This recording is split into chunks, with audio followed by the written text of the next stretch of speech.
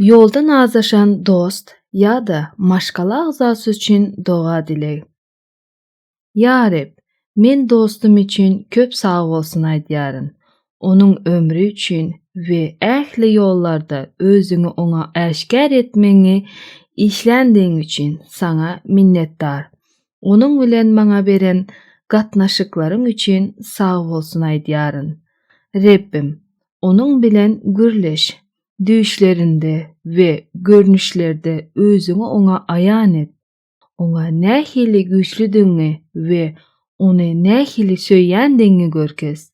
Hudaýym, senden oňa sözüňi ýetirmek üçin meni ulanmaňy soraýaryn. Oňa seniň ýagşylygyňy, hoşniýetligiňi we söýgüňi görkezmek üçin maňa dogry sözler ber. Oňa seniň wepalylygyňy we güýjüňi görkezmek üçin maňa mümkinçilik ber.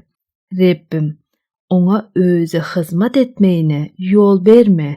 Günäniň ony senden nä derejede uzaklaşdyrýandygyny we Isanyň ganynyň onuň nähili günäleri ýapyp ony seniň huzurunda getirip biljekdigini görkez.